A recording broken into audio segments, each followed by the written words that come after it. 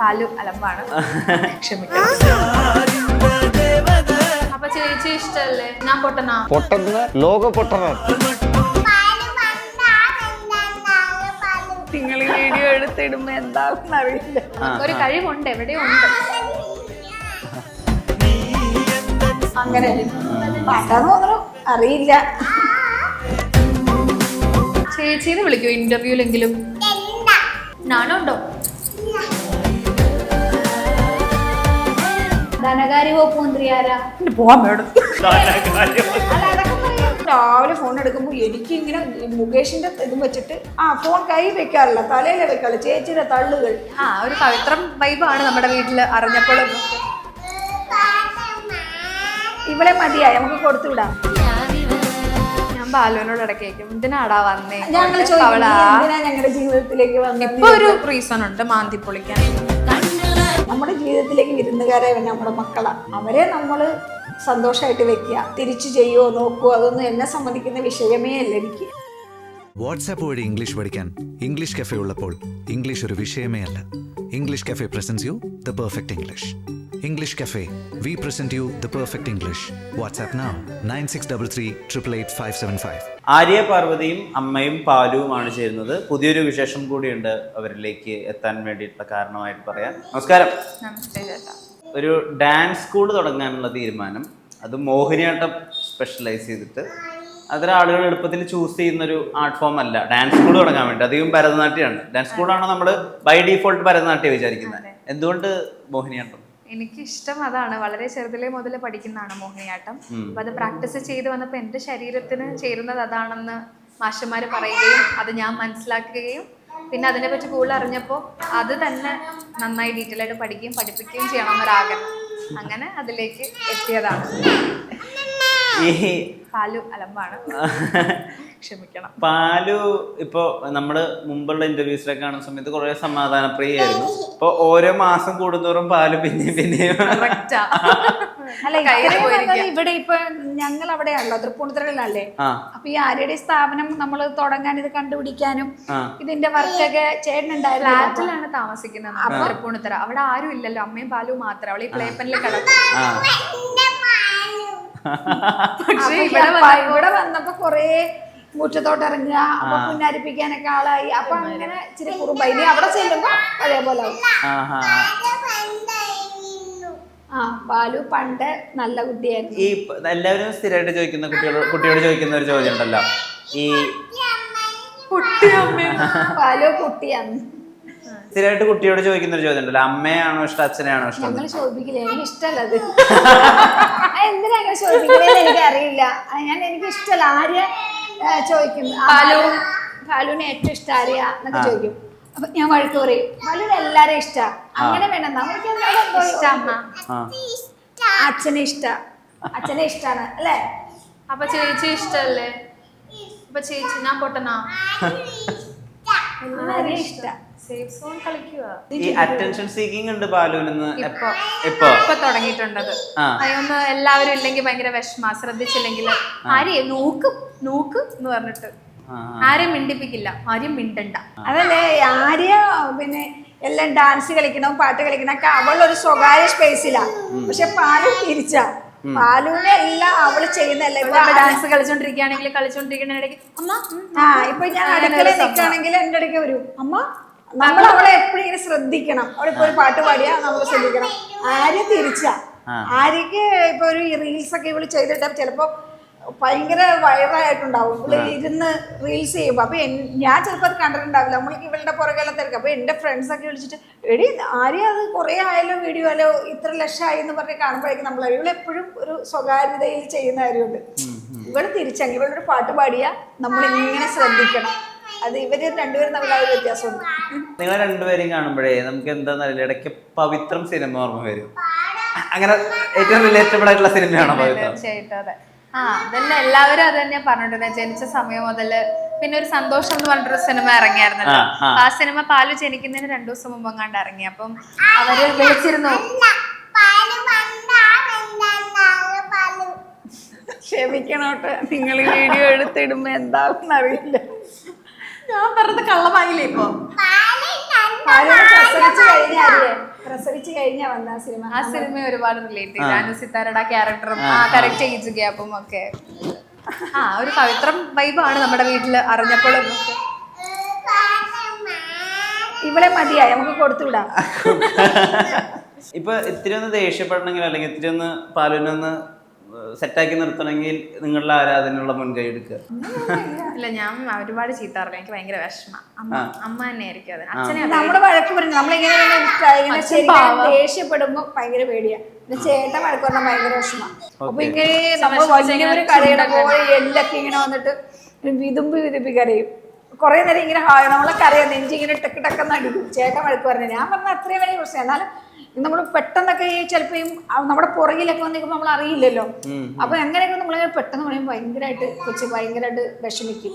അങ്ങനെ ചേട്ടൻ പറയുമ്പോഴാണ് കൂടുതലും വിഷമം തന്നെ. വല്ലപ്പോഴല്ലേ കാണുന്നുള്ളൂ. അപ്പൊ ഇങ്ങനെ കാണുമ്പോ എന്തിനെങ്കിലും വഴക്ക് പറയുമ്പോ അച്ഛനെ വളരെ അപൂർവമേ പറയുള്ളൂ. എന്തെങ്കിലുമൊക്കെ വീഴാൻ പോകുമ്പോഴോ അങ്ങനെയൊക്കെ വഴക്ക് പറയുള്ളൂ. അപ്പോഴത്തേക്കും പെട്ടെന്ന് വിഷമം വരും. പാലു ഒരു കലാകുടുംബത്തിലെ ആളാണല്ലോ. എന്തെങ്കിലുമൊക്കെ പ്രകടിപ്പിച്ചു തുടങ്ങിയോ? പാട്ടോ ഡാൻസോ? പാട്ട് പാടും. അതായത് അങ്ങനെ വലിയ പാട്ടല്ല, പക്ഷെ എന്നാലും പാട്ട് ഇഷ്ടം തോന്നുന്നു. പാലു പാട്ട് ഇഷ്ടല്ലേ? പാലുവിന് ഒരു പാട്ട് പാടിക്കേ.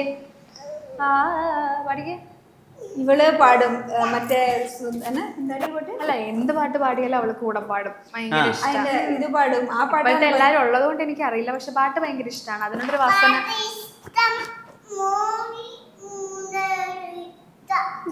ദുഃഖം മറന്നാൽ അതിന്റെ ഇതില്ലേ, അത് ഇവിടെ കൂടി കൊടുത്താൽ വെള്ളം കൂടാതെ. പാട്ട് ഇഷ്ടായിട്ടാ. ഒരു കഴിവുണ്ട്, എവിടെയോ ഉണ്ട്. എന്തൊക്കെയോ ഉണ്ട് കഴിവ്. എന്തൊക്കെയോ ഉണ്ട്. പാട്ടിനോടാന്ന് തോന്നുന്നു. ഡാൻസ് ഇഷ്ടമാണ്. അരമണ്ഡലത്തിൽ ഇവിടെ നിൽക്കണ പോലെയൊക്കെ നിൽക്കും. പക്ഷെ പാട്ടിനോടാണെന്ന് തോന്നുന്നു കൂടുതലൊരു. അത് ഈ ക്ലാസിക്കൽ പാട്ടുകളൊക്കെ ഇങ്ങനെ സ്വരങ്ങളൊക്കെ പാടിയിട്ട് ഇങ്ങനെ പുള്ളി തന്നെ താളമായിട്ട് പുള്ളി പാടും. അങ്ങനെ പാട്ടാന്ന് തോന്നുന്നു, അറിയില്ല. ഇങ്ങനെ പാടും. നമ്മുടെ ഐഡിയ സ്റ്റാർ സിംഗറിലെ 2 പെൺകുട്ടികളും മത്സരിച്ച് പാടുന്നൊരു പാട്ടുണ്ട്. ആ പാട്ട് ഭയങ്കര ഇഷ്ടമാണ്. ആ പാട്ട് ഇങ്ങനെ കേട്ടിക്കൊണ്ടേ ഇരിക്കും. ചേച്ചീന്ന് വിളിക്കോ ഇന്റർവ്യൂലെങ്കിലും? ഉണ്ടോ? ഞാനോ ഉണ്ടോ? പാലു, ഈ ചേട്ടന് പറഞ്ഞു കൊടുത്തേ നമ്മുടെ പ്രധാനമന്ത്രി ആരാന്നൊക്കെ പറഞ്ഞു കൊടുത്തേ. മോദി എന്ന് പറയില്ലേ, മോദിജി. നമ്മുടെ ആഭ്യന്തരമന്ത്രി ആരാ? അമിത്ഷാ. പിന്നെ നമ്മുടെ രാഷ്ട്രം ഏതാ? ഭാരതം. Very good. നമ്മുടെ ഇതാരാ? ധനകാര്യ വകുപ്പ് മന്ത്രി ആരാ? അതൊക്കെ പറയാം. അല്ല, അതൊക്കെ പറയും. നിർമ്മല പിണറായി വിജയൻ എന്ന് പറഞ്ഞ അത് പറയുമ്പോ വേറെ പഠിപ്പിച്ചിട്ടില്ല. ഞാൻ പറയുമ്പോ അവർക്ക് അറിയില്ല. വിജയം പറയൂ, എന്തൊക്കെയുണ്ട് പറഞ്ഞ കൊച്ചു. നല്ല കുട്ടിയാ.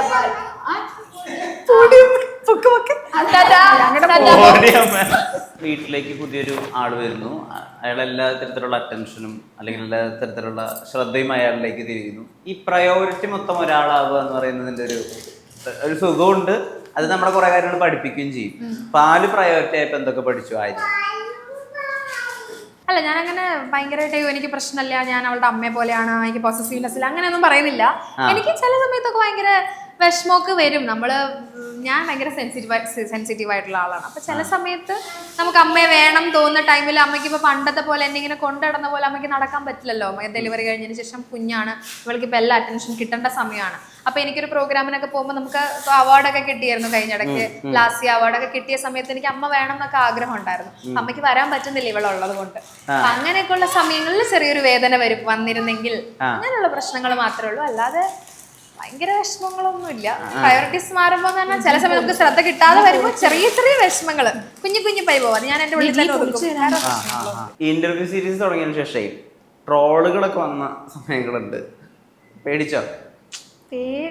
അതൊക്കെ സങ്കടം വന്ന് ഷെയർ ചെയ്ത് തരുമ്പോൾ സങ്കടം വരും. കരഞ്ഞിട്ടൊക്കെ ഉണ്ട്. പക്ഷെ എനിക്ക് വേറൊന്നുമില്ലേ, നമ്മള് കുറെ ഇപ്പൊ ഞാൻ കുറച്ച് സംസാരിക്കുന്ന ആളാണ്. അപ്പൊ നമ്മളുടെ അനുഭവങ്ങളിൽ നിന്നാണ് ഞാൻ പറയണത്. ഞാനൊന്നും എൻ്റെ ഒരു കൃത്രിമമായിട്ട് ഉണ്ടാക്കി ചാനലിന് പറയണതല്ല. അപ്പൊ നമ്മളിത് പറയുമ്പോൾ നമ്മളെ അറിയുന്ന എത്രയോ ആളുകളുണ്ടാവും. നമ്മൾ കള്ളത്തരം പറയുമ്പോൾ അപ്പൊ ഇപ്പൊ പാലുവിന് ഫോൺ കൊടുക്കില്ല എന്ന് പറഞ്ഞ സമയത്ത് ഒരു വീഡിയോ എടുത്തത്. പാലു സദ്യ ഫോൺ കൊടുത്ത് ഇന്ന് വരെ ഞാൻ ഫുഡ് കൊടുത്തിട്ടില്ല. ഇപ്പോഴും ഞാൻ അതന്നെ പറഞ്ഞിട്ടിരിക്കുക. പക്ഷെ അത് അവര് വീട്ടിൽ നമ്മൾ ഇതുപോലെ ഹോളിൽ നിന്നാണ് വീഡിയോ എടുത്തത്. അപ്പോൾ AC ഇല്ലല്ലോ, ഫാൻ ഇല്ല. അന്ന് എടുത്ത ആ വീഡിയോ എടുത്തോണ്ട് ഇവർക്ക് ഇതുപോലെ ഭയങ്കര അസ്വസ്ഥത അവർക്ക് എടുക്കാം. അപ്പോൾ ഇവള് കരഞ്ഞപ്പോൾ ചേട്ടൻ്റെ ഫോൺ ഇവിടെ ഇരിക്കുകയായിരുന്നു. ഇവിടെ എന്നീ ഫോൺ എടുത്ത് എന്നിട്ട് ഇവളെടുത്ത് തലേ വെച്ച് ഇങ്ങനെ അതെടുത്ത് വെച്ചിട്ട് ഇവരെ എടുത്ത്. അപ്പം ഞാനിത് കണ്ടേ ഇല്ല സത്യം പറഞ്ഞാൽ. എനിക്ക് പാലിൻ്റെ പുറകെ കിടക്കുമ്പോൾ ഞാൻ അങ്ങനെ എനിക്ക് യൂട്യൂബ് ഒന്നും കറക്റ്റ് നോക്കാൻ പറ്റാറില്ല. ഓക്കെ കഴിഞ്ഞിട്ട് ഞാൻ ഒരു ദിവസം രാവിലെ ഫോൺ എടുക്കുമ്പോൾ എനിക്ക് ഇങ്ങനെ മുകേഷിൻ്റെ ഇതും വെച്ചിട്ട് ഫോൺ കൈ വെക്കാറില്ല, തലയിലേ വെക്കാറില്ല, ചേച്ചിയുടെ തള്ളുകൾ എന്നും പറഞ്ഞിട്ട് ആ കുട്ടി ചോദിച്ചത് അമ്മ ഫോൺ കാണിച്ചാണോ ഫുഡ് കൊടുക്കണേന്നാണ് എന്നോട് ചോദിച്ചത്. അപ്പം ഞാൻ പറഞ്ഞു ഞാൻ ഒരിക്കലും ഭക്ഷണം കഴിച്ചില്ലെങ്കിലും ഫോണിൽ പാട്ടോ ഇതൊന്നും വെച്ച് ഫുഡ് കൊടുക്കാറില്ല പറഞ്ഞു. അത് കഴിഞ്ഞ് ഞാൻ ആരോട് പറഞ്ഞു, ദൈവത്തെ ഓർത്ത് എന്നെ ഇങ്ങനത്തെ പരിപാടിക്ക് വിളിക്കരുത്, എനിക്ക് ഇനി ഈ പ്രായത്തിലൊരു എന്നെ പബ്ലിസിറ്റിയുടെ ആവശ്യം എനിക്കില്ല, എനിക്ക് അതുകൊണ്ട് എനിക്ക് മാനസികമായിട്ട് വലിയ ബുദ്ധിമുട്ട്. അപ്പോൾ ഇവിടെ പറഞ്ഞ അമ്മ ഞാനിങ്ങനെ നിൽക്കണോണ്ടാണ് അങ്ങനെ പറയുന്നത് ആളുകൾ, അമ്മ അത് കാര്യമാക്കി എടുക്കേണ്ട ഒരു. പിന്നെ നമുക്ക് നിരന്തരം നമ്മുടെ ജീവിതത്തിൽ പോസിറ്റീവ് ഉണ്ടാകുമ്പോൾ ആരും സ്ക്രീൻഷോട്ട് എടുത്ത് അയക്കില്ല. നമുക്കൊരു നെഗറ്റീവ് വരുന്ന സമയത്ത് നീ ഇത് കാണൂ എന്ന് പറഞ്ഞാൽ അത് വേറെ ചാനൽ എടുത്തിട്ട് ഷോട്ട് ഇട്ട് കഴിയുമ്പോഴത്തെ അടുത്ത് വരേക്കും ഇങ്ങനെ. അത് തന്നെയായിരുന്നു അതെനിക്ക് ഭയങ്കര മാനസിക ബുദ്ധിമുട്ടുണ്ടാക്കി. അത് വേറൊന്നുമല്ല. അപ്പോൾ അതിൻ്റെ അടിയിൽ വന്ന കമൻറ്റാണ് ഈ തള്ളക്ക് കമൻറ്റ് പോലും സഹിക്കാൻ പറ്റാത്ത എന്തിനാടി നീ ഇതിനകത്ത് വന്നിരിക്കുന്നത് എന്നൊക്കെ ചോദിച്ചിട്ടുള്ള. അപ്പോൾ നമുക്ക് ഭയങ്കര വിഷമം വരും. നമുക്ക് എന്തിനാണ് ഈ പ്രായത്തിൽ ഇങ്ങനെയൊക്കെ ഉള്ള ഒരു അവസ്ഥയിൽ കൂടെ നമ്മൾ കടന്നു പോകുന്നത്. നമ്മളൊരിക്കലും ഒരു ചാനലിൽ പോയിട്ട് പറഞ്ഞിട്ടില്ല ഞങ്ങളാണ് ഈ ലോകത്ത് 25 വയസ്സുള്ള മോളെ പ്രസവിച്ചു അല്ലെങ്കിൽ ഇങ്ങനെ ഒരു മോളെ എനിക്കുണ്ടായെന്ന് പറഞ്ഞത്. ആരെയും ഒരു സോഷ്യൽ മീഡിയയിൽ അവളുടെ പേജിൽ അവൾ ഇട്ട ഒരു സന്തോഷത്തെ അനുശ്രീ അതെടുത്ത് ഷെയർ ചെയ്ത് അങ്ങനെ കുറച്ച് ആർട്ടിസ്റ്റുകൾ പറഞ്ഞു അങ്ങനെയാണ് നമ്മൾ ഈ BBC ചാനലൊക്കെ നമ്മളാണോ ഇങ്ങനെ പ്രഗ്നൻ്റ് ആകുമ്പോൾ ചോദിച്ചാൽ അത് നമ്മൾ അങ്ങനെ പറഞ്ഞിട്ടുണ്ടെങ്കിൽ നമ്മൾ ലോകത്ത് ഇവള് മാത്രമേ പ്രസവിച്ചിട്ടുള്ളൂ ഇവൾക്ക്. അതൊക്കെ കേൾക്കുമ്പോൾ ഭയങ്കര വേദന തന്നെയാണ്. അത് വല്ലാത്തൊരു മാനസികാവസ്ഥയാണ്. അത് പറഞ്ഞാൽ എനിക്കറിയില്ല. പിന്നെ ഇപ്പോഴും ഞാൻ ഇങ്ങനെയൊക്കെ നിൽക്കുന്നത് ആദിക്ക് വേണ്ടിയിട്ടാണ്. നമ്മളെന്തോടെ ത്യാഗം ചെയ്ത ഒരു കുഞ്ഞുങ്ങളെ വളർത്തി ഇപ്പം നിങ്ങളാണെങ്കിൽ ഇവിടെ വീഡിയോയ്ക്ക് വന്ന് നമ്മുടെ മുന്നിൽ ഇരിക്കുന്നത് നമ്മൾ വലിയൊരു കഷ്ടപ്പാടിൻ്റെ ഒരു ഇതാണ് ആര്യ എന്ന് പറയുന്നത്. അപ്പം ഒരാൾ ഇട്ട് പോകുമ്പോൾ ഒരു കമൻറ്റ് അവരെ എത്രത്തോളം വേദനിപ്പിക്കണുണ്ടെന്നും കൂടെ ചിന്തിക്കുക. അല്ലാതെ വേറെ ഒന്നുമില്ല. ഇപ്പോൾ ഞാൻ ഗർഭിണിയാണെന്ന് നമ്മൾ ആരെയും വിളിച്ചു പറഞ്ഞിട്ടില്ല. ഒരു സോഷ്യൽ മീഡിയയിലെ പ്ലാറ്റ്ഫോം എന്ന് എൻ്റെ അമ്മ ഗർഭിണിയാണെന്ന് പറഞ്ഞില്ല. അങ്ങനെ വനിതയാണ് ഫസ്റ്റ് നമ്മളെ വിളിക്കണത്.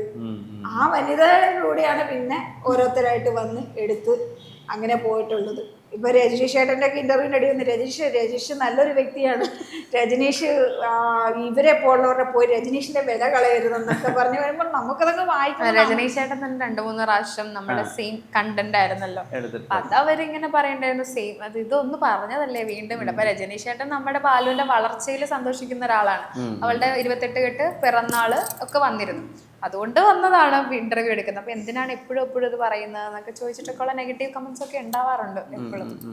രജനീഷിന് ഒരു വിലയുണ്ട്, ആ വില കളയില്ല രജനീഷ്. അതൊക്കെ വായിക്കുമ്പോൾ ഇങ്ങനെ നമ്മൾ ഇത്രയും മോശപ്പെട്ടവരാണോ എന്നൊക്കെ നമുക്ക് ചിന്തിച്ച് പോകും. നമ്മളങ്ങനെ ഒരു തെറ്റ് ചെയ്ത് ഇതൊരു സോഷ്യൽ മീഡിയയിൽ ഒരു ഈ വയസ്സിലൊരു സ്ത്രീ പ്രസവിച്ചു എന്നുള്ളത് മാത്രമാണ് നമ്മൾ ചെയ്തൊരു തെറ്റ്. അത് നമ്മൾ ഒരു മീഡിയയെ വിളിച്ച് പറഞ്ഞിട്ടില്ല അല്ലെങ്കിൽ ചാനലിൽ ഞങ്ങൾ ഇങ്ങനെ പ്രഗ്നന്റ് ആണ് കേട്ടോ, നിങ്ങളിതൊന്ന് ഞങ്ങൾക്കൊരു ഇതാക്കി തരണം. മകളെ തന്നെ 8 മാസത്തിന് ശേഷം വിളിച്ചു പറയും. 9 മാസത്തെ ചെക്കപ്പ് കഴിഞ്ഞ് അമ്മയും കുഞ്ഞും സേഫാന്ന് ഉറപ്പുവരുത്തിയിട്ടാണ് ഞാൻ പോസ്റ്റ് വരെ ഞാൻ ഇടുന്നത് ബാംഗ്ലൂർക്ക് പോവാനായിട്ട് നിൽക്കുമ്പോഴായിട്ട്. പിന്നെ ഉറങ്ങിയിട്ടില്ല. ഹിന്ദി ചാനലൊക്കെ ഉണ്ടല്ലോ ഷോർട്സ് ആയിട്ട് ഈ സ്റ്റോറി ഇട്ടിട്ടുണ്ട്. എനിക്ക് കുറെ പേരൊക്കെ അയച്ചു തന്നിട്ടുണ്ട്. എൻ്റെ കൂടി ബ്രഹ്മകുമാരിസിലൊക്കെ ഉള്ളവർ ഹിന്ദി അവര് എനിക്ക് അതൊക്കെ അവർ എത്ര മനോഹരമായിട്ടാണ് അതിനകത്ത് തന്നെ കമന്റ്സ് ഒക്കെ വായിച്ചിട്ടുണ്ട്. നമ്മുടെ കണ്ണ് നിറയും. സത്യം ഞാൻ എനിക്ക് അങ്ങനെ പലപ്പോഴും തോന്നിയിട്ടുണ്ട്. അവർക്ക് ആ ഷോർട്സിന്റെ അടിയിലൊക്കെ വന്ന് അവർ കമന്റ് ഇടുമ്പോൾ അവര് നമ്മളെ കുറിച്ചൊക്കെ അതിനുള്ളിൽ എഴുതുന്നത് എത്ര റെസ്പെക്റ്റോടെയാണെന്ന് എനിക്ക് തോന്നാറുണ്ട്. പക്ഷെ നമ്മളിതിനകത്ത് ഇടുമ്പോൾ എടി ഓടി എന്തൊക്കെ പറഞ്ഞു ഇടുന്നത്. പാലൂന് ഇതൊക്കെ കാണുമ്പോൾ സങ്കടം വരുമെന്ന് എന്റെ വിഷമം. വലുതാകുന്നില്ല. ആദ്യം സെലിബ്രേറ്റ് ചെയ്ത് ബൈ ചോയ്സ് ആണ് അല്ല, ഡാൻസിലേക്ക് വന്നു, സീരിയൽ അഭിനയിച്ചു. പക്ഷെ പാല് ബൈ ചാൻസ് തന്നെ സെലിബ്രേറ്റ് ചെയ്യാം, ജനിച്ചപ്പോ തന്നെ സെലിബ്രേറ്റ് ചെയ്യാം. എപ്പോഴെങ്കിലും അവിടെ തിരിച്ചു ചോദിക്കുന്നു വിചാരിച്ചിട്ടുണ്ട് എന്നെ എന്തിനാ നിങ്ങൾ ലൈൻ ലൈറ്റിൽ കാണിച്ചത്? അതെ, ഞാൻ പലപ്പോഴും ചിന്തിച്ചിട്ടുണ്ട്. ഞാൻ ചിന്തിച്ചിട്ടുണ്ട് അങ്ങനെ അമ്മയുടെ വീട്ടിൽ ഷെയർ ചെയ്തിട്ടൊന്നുമല്ല, പക്ഷെ ഞാൻ ചിന്തിച്ചിട്ടുണ്ട് വലുതാവുമ്പോ ചിലവരുണ്ടാവുമല്ലോ കുഞ്ഞുങ്ങളെ കുറെ നാൾ കഴിഞ്ഞിട്ട് മാത്രം പബ്ലിക്കിന്റെ മുന്നിൽ കാണിക്കുന്നത്. അപ്പൊ ഞാനിങ്ങനെ ചിന്തിച്ചിട്ടുണ്ട് വലുതാവുമ്പോ പാലും ഇങ്ങനെ വീട്ടിലേക്ക് ഇങ്ങനെ തുണിയില്ലാതെ ഡ്രസ്സില്ലാതെ ഓടി നടക്കുമ്പോഴൊക്കെ വ്ളോഗൊക്കെ എടുക്കുമ്പോഴാണെങ്കിലും ഞാനിങ്ങനെ ചിന്തിക്കുമോ ഒരു തപ്പിയും കഴിയുമ്പോൾ ഇവളിങ്ങനെ ചോദിക്കുവോ ചേച്ചി എന്തിനാണ് ഇപ്പൊ എന്നെ ഇങ്ങനെ സോഷ്യൽ മീഡിയയിൽ മുമ്പ് ഇത്ര ഇന്റർവ്യൂ ഒക്കെ കൊടുത്തത് എന്നൊക്കെ ചോദിക്കാന്നൊക്കെ ചിന്തിച്ചിട്ടൊക്കെ ഉണ്ട് ഞാൻ. അല്ലെ, അതൊരിക്കലും നമ്മൾ അവളുടെ ഇതിനെ എടുത്ത് കൊടുത്താലേ, ഇത് ആരും ഇങ്ങനെ പറഞ്ഞപ്പോ ഓട്ടോമാറ്റിക്കലി ഞങ്ങൾ പോലും അറിയാതെ ആയതാണ് പാലുവിന്റെ കഥ. പിന്നെ പാലു പക്ഷെ ഞാനിപ്പോ വളരെ കുറവാണ്. പാലോട്ട് ജനിച്ച സമയത്ത് എന്റെ കൗതുകത്തിൽ ഞാൻ ഒരുപാട് വീഡിയോ ഒക്കെ ഇടുമായിരുന്നു. അതിനുശേഷം ഞാൻ തന്നെ കുറഞ്ഞു അവളുടെ കൂടെയുള്ള വീഡിയോസ്. പ്രൈവസി ഉണ്ടാവട്ടെ ഉണ്ടാവട്ടെ എന്ന് വെച്ചാൽ ഞാൻ വളരെ കുറവാണ് ഇപ്പൊ അവളുടെ കൂടെയുള്ള വീഡിയോസ് ചെയ്യല് ഭയങ്കര കുറവാണ്. അല്ലെങ്കിൽ എന്തെങ്കിലുമൊക്കെ ആരെങ്കിലും കാൻഡിഡേറ്റ് എടുക്കുന്നതൊക്കെയാണ് നമ്മൾ പാട്ടൊക്കെ കയറ്റി വെറുതെ ഇൻസ്റ്റയിൽ. അതിനേക്കാൾ ഉപരി വേറെ ഉണ്ട്. നമ്മൾ എവിടെ പോയാലും പാലുവിനെ, ഇപ്പൊ ഞങ്ങൾ ഇന്നലെ ഈ ഫർണിച്ചർ മേടിക്കാൻ പോയി, ഫർണിച്ചർ വഴി എറണാകുളത്ത് പോയി നമ്മൾ. അപ്പൊ അവിടെ ഇങ്ങനെ ഞങ്ങളെ തന്നെ ഇങ്ങനെ നോക്കിക്കൊണ്ടിരുന്നിട്ട് കുറച്ച് കഴിഞ്ഞിട്ട് എവിടെയാ കണ്ടിട്ടുണ്ട് എന്ന് പറഞ്ഞു. അപ്പൊ പിന്നെ പാലുവിനെ കണ്ടു. അയ്യോ പാലു, പുള്ളി എന്നിട്ട് ഇവിടെ രാത്രി ഫർണിച്ചർ തരാമെന്ന പുള്ളി വൈഫ് എന്നെ കുറേ ചീത്ത പറഞ്ഞു. അതിന്റെ തൊട്ട് താഴെ അവരുടെ ഫാമിലി താമസിക്കണം. ഞങ്ങൾക്ക് പാലുവിനെ കാണണമായിരുന്നു, ആര്യയെ കാണണം. അപ്പം നമ്മളല്ല അവളെ ആക്കിയത്. ആ പ്രസവിക്കുന്ന സമയം മുതൽ നമ്മളാക്കണതിന് മുമ്പ് ആളുകൾ ഇങ്ങനെ അവളെ ഇഷ്ടപ്പെട്ട് തുടങ്ങി. ഇപ്പോഴാണ് എന്നോട് പറയും, ഇവള് വീഡിയോ ഇടാത്തപ്പോൾ എന്നെ കാണുമ്പോൾ ആളുകൾ പറയും പാലുവിൻ്റെ മാത്രമായിട്ടൊരു വീഡിയോ ഇടുന്നത്, പാലു കളിക്ക്. ഇപ്പൊ ഇവളും ചേട്ടനും ഇവളും ആര്യയും കൂടെ ഒരു കാറ് കഴുകുന്ന ഒരു വീഡിയോ ഇട്ടിട്ടുണ്ടായിരുന്നു. അതിനുള്ളിൽ അവളുടെ കളിയും ചിരിയും കണ്ടിട്ട് എത്ര പേര് ഞാൻ അമ്പലത്തിലൊക്കെ ചെല്ലുമ്പോൾ എന്നോട് പറഞ്ഞ ഞങ്ങൾക്ക് ഭയങ്കര സന്തോഷമായിട്ട് ചിരിച്ചിരിച്ചെങ്കിലും അടുത്ത് പാലുവിന് മാത്രമായിട്ടൊരു ചാനലുണ്ട്, ആര്യക്ക് തിരക്കാണെങ്കിൽ. അവളെ അത്രത്തോളം ആളുകൾ ഇഷ്ടപ്പെടുന്നുണ്ട് അതിനകത്ത്. അത് അവൾക്ക് അവളുടെ പ്രായം എത്തുമ്പോൾ അവൾക്ക് വേണ്ടെങ്കിൽ വേണ്ട, അത്രയേ ഉള്ളൂ. നമ്മളൊരിക്കലും ഞാൻ ആ ഒരു മക്കളെ ഒന്നിനും ഫോഴ്സ് ചെയ്യില്ല. ആര്യക്ക് എന്താണോ ഇഷ്ടം അതേപോലെ തന്നെ പാലുവിനും കഴിവുണ്ടെങ്കിൽ ആര്യയെ വളർത്തിയ പോലെ തന്നെ പാലുവിനെയും വളർത്തും. ഇപ്പം മക്കളെ വളർത്തിയ കാര്യം പറഞ്ഞപ്പോൾ ഒരു അമ്മ എന്നുള്ള രീതിയിൽ ഏറ്റവും അഭിമാനമുള്ള ഒരു മൊമെന്റിലാണ് ഇപ്പോൾ നിൽക്കുന്നത്. അല്ലെങ്കിൽ ഇപ്പം ആര്യ ഗ്രാജുവേറ്റ് ആയ നിമിഷം പോലെ, അല്ലെങ്കിൽ അവർ പല സ്ഥലത്ത് നൃത്ത ശില്പശാലകൾ ഡ്രാമാസൊക്കെ ചെയ്യുന്ന പോലെ തന്നെ ഏറ്റവും അവർക്ക് അവാർഡ് കിട്ടുന്നത് പോലെ തന്നെയാണ് അത്. ഇനി എപ്പോഴും ഞാൻ ഇന്റർവ്യൂവിൽ പറയുന്നത് കേട്ടിട്ടുണ്ട്, ആര്യയും ആര്യയുടെ കീഴിൽ കുറെ ശിഷ്യഗണങ്ങളും. അപ്പൊ അതിന്റെ ഏറ്റവും ഫസ്റ്റ് എപ്പിസോഡാണ് ഇപ്പൊ ഇന്ന് നടന്നുകൊണ്ടിരിക്കുന്നത്. സെലിബ്രേറ്റ് ആയത് പലപ്പോഴും പാലുവിന്റെ അമ്മ അല്ലെങ്കിൽ പാലുവിന്റെയും ആര്യയുടെ അമ്മ എന്നുള്ള രീതിയിലാണെങ്കിൽ പോലും ഒരു ഗുരുവിന്റെ അമ്മ എന്നുള്ള രീതിയിൽ ഇപ്പൊ നമ്മളെല്ലാവരും ഇന്റർവ്യൂ എടുക്കാൻ പോലും വന്നിരിക്കുന്നത്. ഒരു അമ്മ എന്നുള്ള രീതിയിൽ ഏറ്റവും സന്തോഷത്തിന്റെ ഒരു മൊമെന്റ് അല്ലേ? തീർച്ചയായിട്ടും. അതെന്താ, ഒരു സംശയമില്ല, എല്ലാത്തിനേക്കാളും സന്തോഷം എനിക്ക്. ഞാൻ പറഞ്ഞില്ല, എനിക്ക് ഇപ്പം എൻ്റെ മോളല്ല, ഒരു കഴിവുള്ള ഏതൊരു കുട്ടി ഒരു പാട്ട് പാടിയ പോലെ ഞാൻ കരയും. എനിക്ക് പെട്ടെന്ന് സങ്കടം വരും. അപ്പം ഞാൻ ഇങ്ങനെ ആ കുട്ടിയെ കുറിച്ചല്ല ഞാൻ ചിന്തിക്കണേ, ഇത്ര ഭാഗ്യമുള്ള അച്ഛനും അമ്മയും അവര്. ഇപ്പം നമ്മൾ ഈ സ്റ്റാർ സിംഗറിലോ അല്ലെങ്കിൽ എന്തിനായിക്കോട്ടെ കഴിവുള്ള കുഞ്ഞുങ്ങളെ കാണുമ്പം എനിക്കറിയില്ല, എനിക്ക് ഭയങ്കര സങ്കടം വരും. പെട്ടെന്ന് എനിക്ക് ഭയങ്കര വിഷമം വരും. അതെന്താണെന്ന് വെച്ചാൽ എനിക്കറിയാമല്ലോ. ആരെക്കുറിച്ച് സംസാരിച്ചാലും പെട്ടെന്ന് തൊണ്ട ഇടറുന്നത് കൊണ്ടാണ്. അത് ഞാൻ ആ കലയെ എത്ര റെസ്പെക്റ്റ് ചെയ്യുന്നതുകൊണ്ടാണ്. എനിക്ക് എപ്പോഴും പാട്ടും ഡാൻസൊക്കെ ഉള്ള വീട്ടിൽ ജീവിക്കാൻ പറ്റണത് ഭയങ്കര സന്തോഷമാണ്. നമ്മുടെ മക്കള് എന്താ പറയുക, എൻ്റെ പാലും ഒരു സഹപാടും ഇവളും അവളും കൂടെ പാട്ട് പാടുമ്പോൾ പോലും എനിക്ക് കണ്ടു നിറയും. അതെന്താണെന്ന് വെച്ചാൽ എനിക്കറിയില്ല. നമ്മൾ കലയെ അത്രത്തോളം സ്നേഹിക്കുകയും റെസ്പെക്റ്റ് ചെയ്യുകയും ചെയ്യണോണ്ടാവാം എനിക്ക് അങ്ങനെ രണ്ട് കുഞ്ഞുങ്ങളെ തന്നത്. ഇപ്പോഴും ഞാൻ വിശ്വസിക്കുന്നത് പാലുവിനെയും തന്നത് രണ്ട് കുഞ്ഞുങ്ങൾക്ക് ഇങ്ങനെ വളരാനൊരു നിമിത്തമായൊരമ്മ എന്നല്ല, ഇങ്ങനെ അതുപോലെ പ്രാന്ത് പോലെ കൊണ്ട് നടക്കുന്ന ഒരു അച്ഛനും അമ്മയും ഉണ്ടായിരിക്കും. വയസ്സാം കാലത്ത് ഒരു കുഞ്ഞിനെ ഈശ്വരൻ തന്നത്. ഇതേപോലെ നിങ്ങൾക്ക് അവളിലും അങ്ങനെ ആകുമായിരിക്കാം. അതിനായിരിക്കും ഭഗവാൻ ഒരു കുഞ്ഞ് ഈ പ്രായത്തിൽ ഞാനൊരു അമ്മയാകണമെൻ്റെ പിന്നിലൊരു നിയോഗമുണ്ട്, ഒരു മിറാക്കിൾ ഉണ്ട് അതിനകത്ത്. സത്യം അങ്ങനെ തന്നെ വിശ്വസിക്കണം. ഞാൻ എപ്പോഴും ഭഗവാനോട് ചോദിക്കുന്നൊരു ചോദ്യമുണ്ട്. ഞാൻ ബാലുവിനോട് ഇടയ്ക്ക് എന്തിനാടാ വന്നേ, ഞങ്ങൾ ചോദിക്കുന്നത് എന്തിനാ ഞങ്ങളുടെ ജീവിതത്തിലേക്ക് വന്നത്. ഒരു റീസൺ ഉണ്ട്, മാന്തി പൊളിക്കാൻ. അപ്പൊ അവളിങ്ങനെ കൊണ്ട് ചിരിക്കും. അപ്പൊ ഞാൻ തന്നെ ഭഗവാനോട് ചിലപ്പോൾ എനിക്ക് ചില കാര്യങ്ങളിൽ നമ്മൾ ഭയങ്കര നെർവസ് ആകുന്ന സമയത്ത് ഞാൻ കേൾക്കും, എന്തിനാ ഭഗവാൻ എഴുന്നേൽക്കുമ്പോൾ എന്നോട് ആരോ പറയണ പോലെ എനിക്ക് തോന്നും, എനിക്ക് രണ്ട് കുഞ്ഞുങ്ങൾക്ക് ജന്മം നൽകുക എന്നുള്ള യോഗം ഈശ്വരൻ വെച്ചിട്ടുണ്ട്. അതിന് വേണ്ടിയിട്ട് എൻ്റെ പാർട്ണറും അതേപോലെ ഇതിനെ സ്നേഹിക്കുന്ന ഒരാളായിരുന്നു. അവളും ചിലപ്പോൾ ഒരു കലാകാരിയായി വളരാനായിരിക്കും എൻ്റെ കയ്യിൽ തന്നെ അവൾ വന്നത്. അതാണ് എൻ്റെ വിശ്വാസം. ഇപ്പം എനിക്ക് എൻ്റെ മോളുണ്ട്, ഇവളുണ്ട്. ഇവളെ കൊണ്ടാണെന്ന് അത്രയും സ്ട്രഗിളില്ല. ഇപ്പം ആര്യയ്ക്ക് കയ്യെത്തുന്ന ദൂരത്ത് പല പല ബന്ധങ്ങളുള്ളതുകൊണ്ട് എനിക്ക് കുറച്ചും കൂടെ കാര്യങ്ങൾ സ്മൂത്തായിട്ട് കൊണ്ടുപോകാനുള്ളൊരു കഴിവുണ്ട്. പിന്നെ അതിനകത്തൊരു നെഗറ്റീവും ഉണ്ട്. നാളെ അവളൊരു കലാകാരിയായി അല്ലെങ്കിൽ ഡാൻസറൊക്കെ ആയി ഏതെങ്കിലും വേദികളിൽ വിന്നറായ ചേച്ചിയുടെ സ്വാധീനം കൊണ്ട് കിട്ടിയതാണെന്നുള്ള വഴിയുണ്ടാവും. അതും എനിക്കറിയാം. അതുകൊണ്ട് പാലുവിനെ സംബന്ധിച്ച് പാലുവിന് വലിയൊരു കടമ്പയുണ്ട് അതിനകത്ത്. ഈ കലോത്സവ വേദി എന്ന് പറഞ്ഞാൽ കോഴയും ഇതും കാണാണ്ട് അങ്ങനെയല്ല പറയും. ഇപ്പം ആ ചേച്ചി ഡാൻസറാണ്, ഇപ്പോൾ ചേച്ചി ആരെങ്കിലും ഒക്കെ നോട്ടിൽ ഇങ്ങനെ അതുണ്ട്. അതുപോലെ തന്നെ ഇപ്പൊ സെലിബ്രിറ്റിയാണ്. അല്ലെ? അപ്പൊ തന്നെ ഞാൻ ആര്യോടും പറയണതാണ്, ഇൻസ്റ്റിറ്റ്യൂട്ട് തുടങ്ങിയപ്പോഴും ഞാൻ ആര്യോടും കൊണ്ടുള്ള ഒറ്റ കാര്യമുള്ളൂ, ഇതിനെ ഏറ്റവും സത്യത്തോടും ഏറ്റവും നീതിപൂർവമായിരിക്കണം. അന്നാലെ ചെലങ്ക എന്ന് പറഞ്ഞൊരു സത്യമുണ്ട്. ആ ചെലങ്ക എല്ലാം ഒച്ച കേൾക്കുമ്പോൾ തന്നെ നമ്മുടെ കണ്ണ് നിറയണമെന്ന് അതിനൊരു സത്യമുണ്ട്.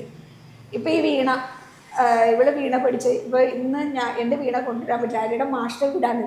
ആര്യ വീണ പഠിക്കണം വയ്ക്കത്തമ്പലത്തിൽ മാസ്റ്റർ വീടാണ്. അപ്പോൾ ഈ വീണയൊക്കെ ഇവിടെ വെക്കാൻ നമുക്ക് സാധിച്ചിട്ടൊക്കെ വരാൻ തന്നേക്കണം. അതൊക്കെ വലിയ വലിയ ഞങ്ങൾ കൊണ്ടുവന്നില്ലല്ലോ എന്ന് വിഷമിച്ചിരുന്നപ്പോൾ ഇവിടെ കറക്റ്റ് വീണ വന്നു.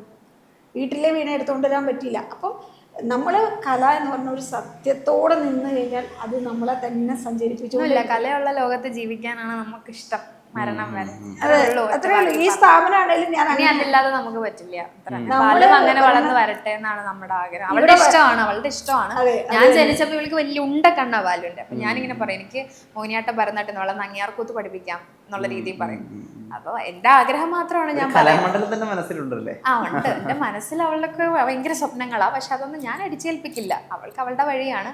ചേച്ചി എനിക്ക് പഠിപ്പിച്ച് തരാമോ എന്ന് ചോദിച്ചാൽ അതിനുള്ള എല്ലാം അവൾക്ക് ഞാൻ ഒരുക്കി കൊടുക്കും. ഈ അമ്മ ആവുക അല്ലെങ്കിൽ മക്കളെ റൈസ് ചെയ്യുക എന്ന് പറയുന്നത് പൊതുവിൽ എല്ലാവരും കൂടി താങ്ക് ചെയ്യുന്ന ഒരു ജോലിയല്ലല്ലോ മാം. അതായത് നമ്മുടെ ഒരു 10-25 വർഷങ്ങൾ ചെലവാക്കുന്നു, അല്ലെങ്കിൽ നമ്മുടെ അധ്വാനം, ഉറക്കം, നമ്മുടെ ശീലങ്ങളൊക്കെ മാറ്റി വെച്ചിട്ടുണ്ടായിരിക്കും അമ്മയാവാൻ വേണ്ടിയിട്ട്. പക്ഷെ ഇപ്പൊ എത്ര വട്ടം മക്കൾ പോയിട്ട് അമ്മയോട് താങ്ക് യു പറഞ്ഞിട്ടുണ്ടായിരിക്കും, അല്ലെങ്കിൽ നീ ഇങ്ങനെയൊക്കെ പിള്ളേരെ നോക്കി നന്ദി, അല്ലെങ്കിൽ എനിക്കൊരു ആറ്റിറ്റ്യൂഡ് ഉണ്ടെന്ന് എത്ര വട്ടം പറഞ്ഞിട്ടുണ്ടായിരിക്കും. ഇവർക്ക് ഈ പല സ്ഥലങ്ങളിലൊക്കെ ഇവര് സമ്മാനാർഹരൊക്കെ ആവുന്ന പോലെ ഒരിക്കലും അങ്ങനെ അമ്മയ്ക്ക് എവിടെ അങ്ങനെ സമ്മാനങ്ങളോ അങ്ങനെ പുകഴ്ത്തലുകളോ ഒന്നും വളരെ റയറല്ലേ കേൾക്കാം. വേണമെങ്കിൽ മദേഴ്സ് ഡേക്ക് ഒരു പോസ്റ്റ് ഉണ്ടാവും. എപ്പോഴെങ്കിലും ഇത് ഞാൻ മൊത്തം കൊടുത്തല്ലോ, ഒരു ജീവിതകാലം മൊത്തം അതിനു വേണ്ടി സ്പെൻഡ് ചെയ്തല്ലോ, എനിക്കെന്ത് അങ്ങനെ ആലോചിച്ചിട്ടുണ്ടോ? ഇല്ല, ഒരിക്കലും പറഞ്ഞില്ല. ഞാൻ പറഞ്ഞല്ലോ, ഞാൻ ഒരു പുന്നാരിപ്പിക്കുന്ന അമ്മയല്ല. ഞാൻ വഴക്ക് പറഞ്ഞ അമ്മയെ ഞാൻ പല ഇന്റർവ്യൂ കണ്ടു. എനിക്കതൊന്നും വിഷയമല്ല. ഇപ്പൊ ഞാൻ എൻ്റെ ഹസ്ബൻഡായിട്ട് വഴക്കുണ്ടാക്കിയാൽ എനിക്ക് നാണക്കേടാ പറയാം. പക്ഷെ എൻ്റെ മക്കളെ ഞാൻ വഴക്ക് പറയാൻ എനിക്ക് അതിനകത്ത് നാണക്കേടില്ല. ആരെയും ഞാൻ വഴക്ക് പറയുന്ന അമ്മയാണ്. ഇപ്പൊ വരെ ആരും നിൽക്കുന്നത് അത് ഒരു നമ്മൾ ആ ഫീൽഡിൽ അങ്ങനെ നിന്നത് കൊണ്ടാണ് ഇങ്ങനെ ആയിത്തീർന്നത്. അല്ലെ ഇതൊക്കെ എന്നെ കട്ട് ചെയ്ത് വേറെ ഇതിലേക്കൊക്കെ പോകേണ്ട സമയങ്ങൾ കഴിഞ്ഞു. അപ്പോൾ നമ്മൾ അവർക്ക് വേണ്ടി നമ്മൾ ജീവിച്ചുകൊണ്ട് ഒരിക്കലും നമ്മൾ അതിൻ്റെ കണക്ക് പറയില്ല. പക്ഷെ നമ്മൾ ചെയ്യുന്ന കാര്യങ്ങൾ അവർ അറിയണം. അല്ലേ, നമ്മൾ ഇന്നത് ചെയ്ത് കൊടുക്കുന്നുണ്ട് എന്ന് അവർ മനസ്സിലാക്കണം. ഇപ്പോൾ 10 രൂപ കൊടുത്തൊരു സാധനം നമ്മൾ വാങ്ങി കൊടുക്കുമ്പോൾ അതിൻ്റെ മൂല്യം അവർ അറിയണം. എന്നാൽ മാത്രമേ അതിനെ അവർക്ക് അത്രയും കാര്യം. ഇപ്പോൾ നമ്മൾ ഡാൻസ് കൈവച്ച് കൊടുത്തിട്ട് അവളത് കൊണ്ട് നടക്കണത് എന്തുകൊണ്ടാണ്? അതിനെന്തോ ഒരു മൂല്യമുണ്ടെന്ന് അവൾ മനസ്സിലാക്കിക്കൊണ്ടല്ലേ അവൾ അവിടെ ജോബായിട്ട് അതിനെ എടുത്തത്. അപ്പം അതേപോലെ തന്നെ നമ്മൾ അങ്ങനെയൊന്നും പ്രതീക്ഷിക്കണില്ല. ഞാൻ പിന്നെ എന്താ പറയണേ, ഇതൊക്കെ ഇപ്പൊ പറഞ്ഞില്ലേ, ഇപ്പൊ വേണേ പറയാം ഈ പ്രായത്തിൽ കുഞ്ഞുണ്ട്. അപ്പോഴും ഞാൻ എന്താ പറഞ്ഞ, അവളെയും പഠിപ്പിക്കും. ഇതല്ല നമ്മുടെ കടമയാണെന്നേ. നമ്മുടെ ജീവിതത്തിലേക്ക് വിരുന്നുകാരെ വേണം നമ്മുടെ മക്കളാണ്. അവരെ നമ്മൾ സന്തോഷമായിട്ട് വെക്കുക. അവര് നമ്മളെ തിരിച്ചു ചെയ്യുമോ നോക്കുമോ അതൊന്നും എന്നെ സംബന്ധിക്കുന്ന വിഷയമേ അല്ല. അതെനിക്ക് സങ്കടവും ഇല്ല എനിക്കതിനകത്ത്.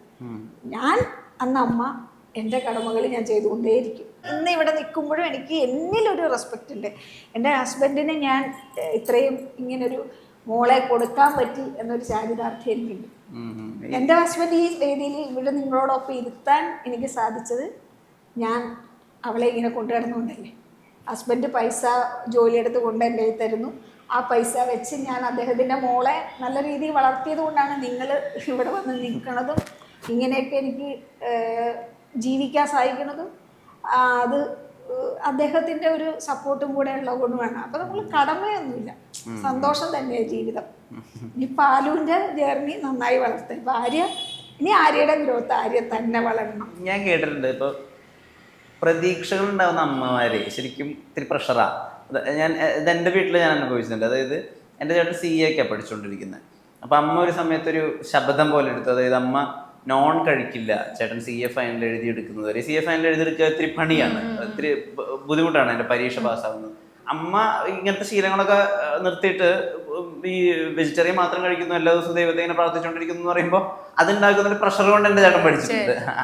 ഇവിടെ ഞാൻ കേട്ടിട്ടുണ്ട്, ഈ സിനിമ ഇനി കാണുന്നെങ്കിൽ ആര്യ സ്ക്രീനിൽ വന്നാലേ സിനിമ കാണുള്ളൂ. പക്ഷെ അത് ഞാൻ ഇപ്പൊ ഇതുപോലെ പ്രഷർ, ആ ഒരു കാര്യത്തിൽ പ്രഷർ ഇല്ല എനിക്ക്. അമ്മയ്ക്ക് അറിയാം എനിക്ക് അങ്ങനെ ഭയങ്കര വലിയ താല്പര്യമുള്ള ഒരാളല്ല ഞാൻ അഭിനയിക്കാനൊന്നും. പക്ഷെ ഇഷ്ടമാണ്, എനിക്ക് അഭിനയിക്കാൻ ഇഷ്ടമാണ്. എനിക്ക് തോന്നി ഒരു കോൺഫിഡൻസ് ഉള്ളൊരു മേഖല അതാ.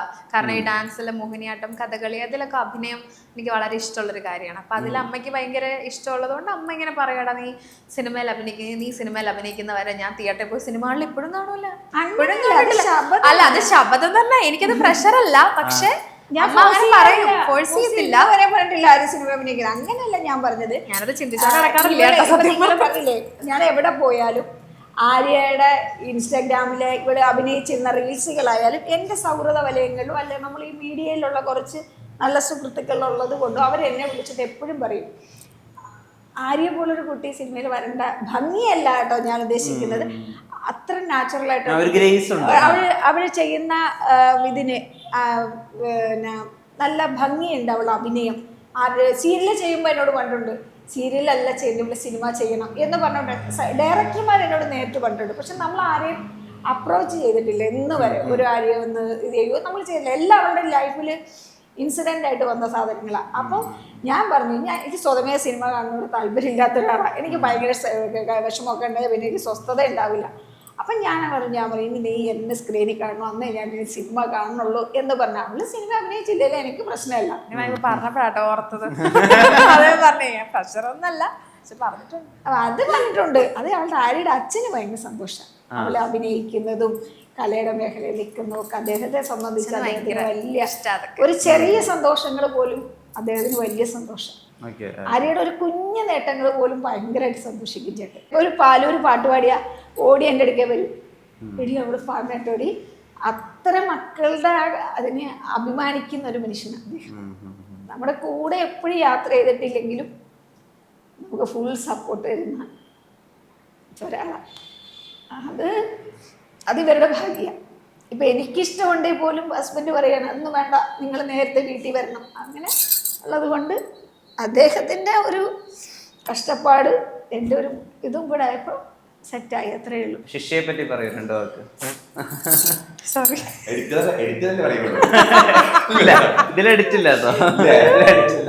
ശിഷ്യയെ പറ്റി പറയുകയാണെങ്കിൽ ഞാൻ എത്ര ദൂരെ നിന്ന് എത്രയെങ്കിൽ തന്നെ എന്താ കാരണം എന്നറിയാലോ. അതെ.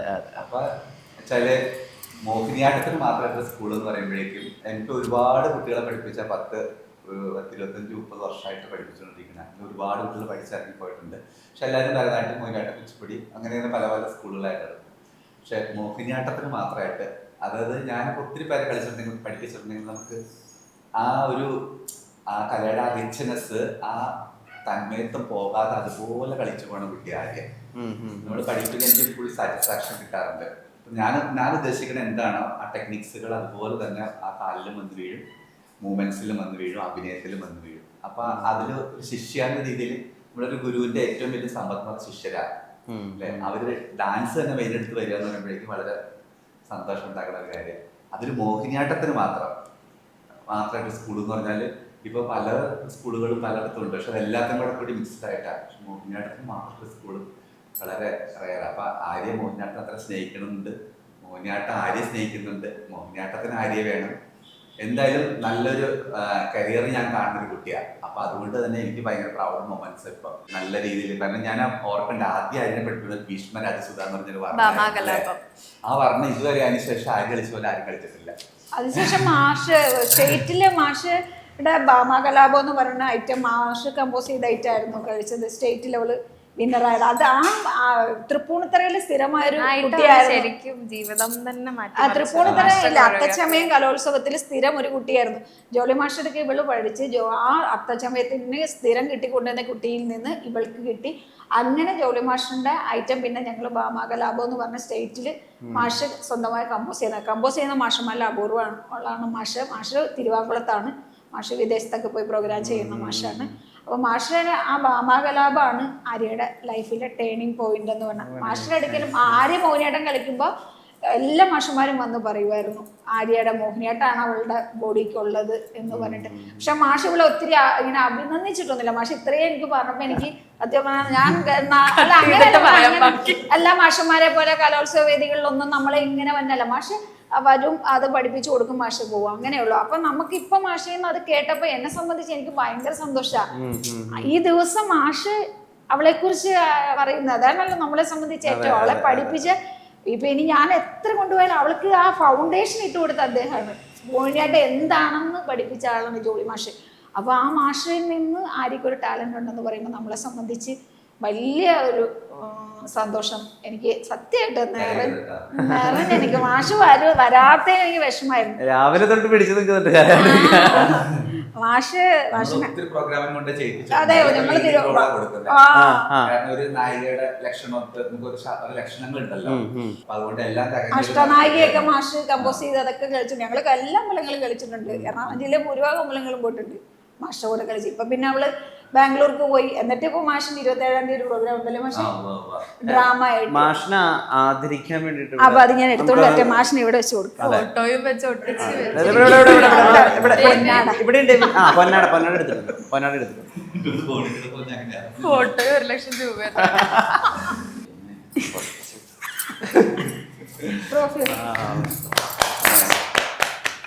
ഫോട്ടോ ഇഷ്ടപ്പെട്ടോ? മാഷ് ഭയങ്കര തമാശയാ.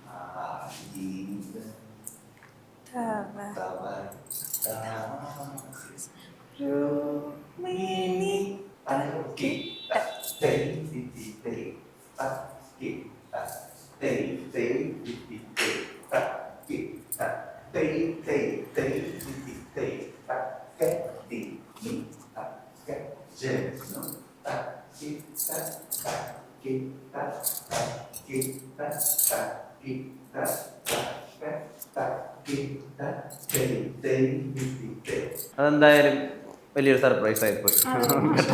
രാവിലെ ആദരിക്ക് ഇവിടെ തുടങ്ങിയ ടീച്ചറെ മാഷിനെ ഞാൻ വിളിച്ചിട്ടുണ്ടായിരുന്നു. മാഷിനെ 27th ഒരു പ്രൊഡക്ഷൻ ഉണ്ട്. അപ്പൊ അതിന്റെ പ്രാക്ടീസ് ഒക്കെ കഴിഞ്ഞിട്ട് ഇപ്പൊ വന്നതാണ്.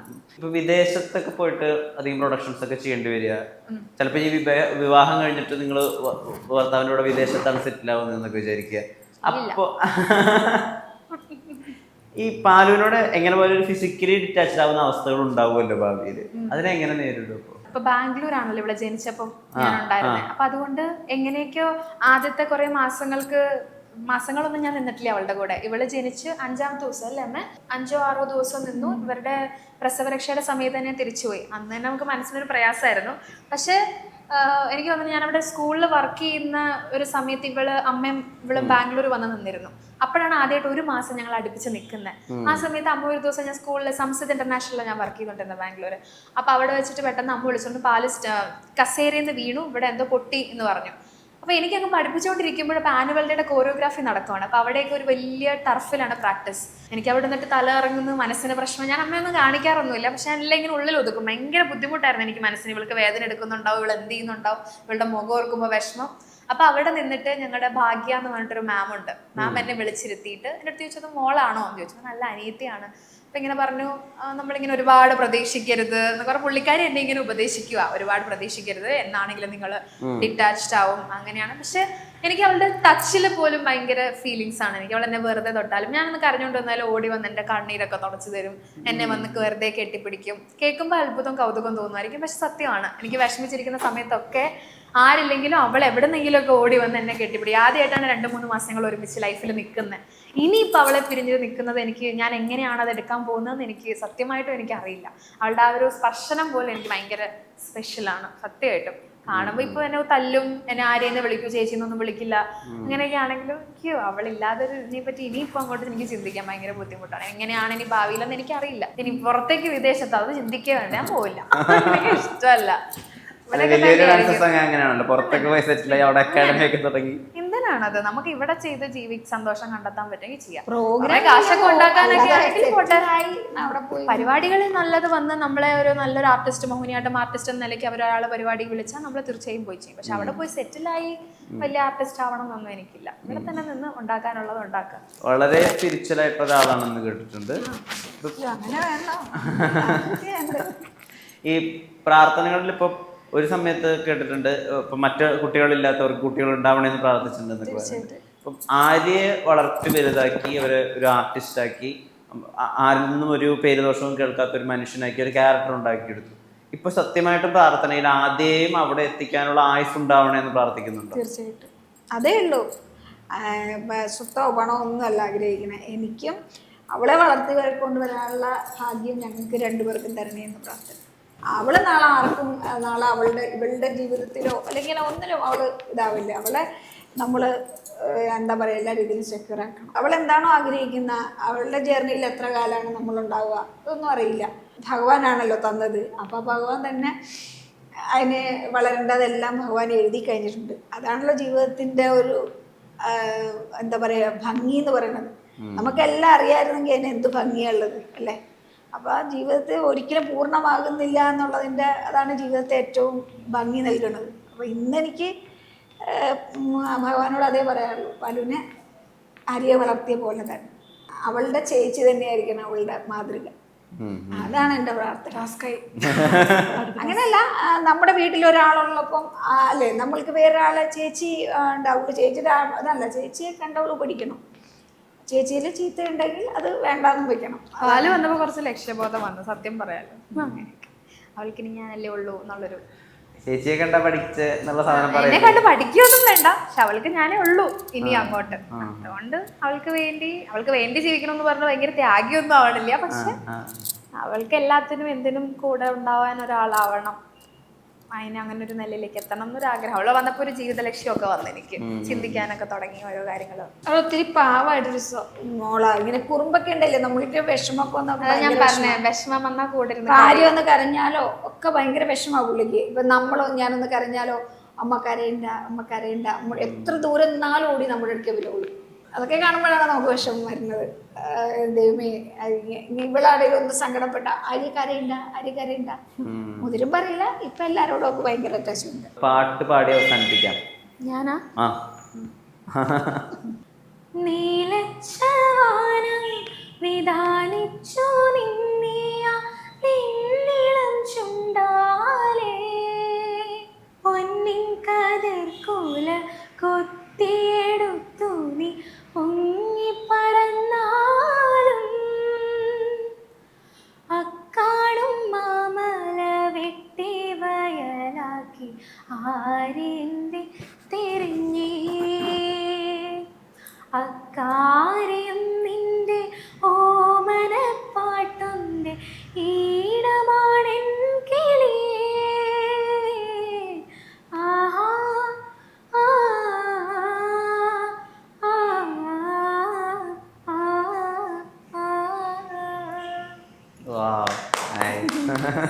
എന്തായാലും അമ്മയും രണ്ട് മക്കളും ആ ഒരു ഗാഥ ഇനി ഒരുപാട് മുന്നോട്ട് പോകട്ടെ.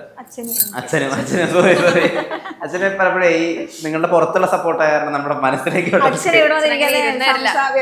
സംസാരിക്കാൻ മടിയാ. ആഗ്രഹം പുറത്തുനിന്ന് നല്ല സംസാരിക്കും, ഇതിലൊക്കെ വന്നിരിക്കുമ്പോൾ സംസാരിക്കും കുറവാണ്. വലിയ ഇൻസ്പിറേഷൻ ആണ് നിങ്ങളുടെ ഈ കുടുംബം. പിന്നെ അത് തന്നെയാണല്ലോ ജീവിതത്തിൽ അവര് തരുന്ന സപ്പോർട്ടാണ്. നിങ്ങൾ മൊത്തത്തിൽ ഞാൻ പറഞ്ഞത്. നേരത്തിന് ഒരുപാട് നന്ദി. ഉഷാറായിട്ട് പോട്ടെ ഡാൻസ് സ്കൂളൊക്കെ. ക്ഷമയോടെ ഇത്രയും നേരം ഇരുന്നത്. അതെ, ഒരുപാട് നന്ദി. Thank you. സന്തോഷം.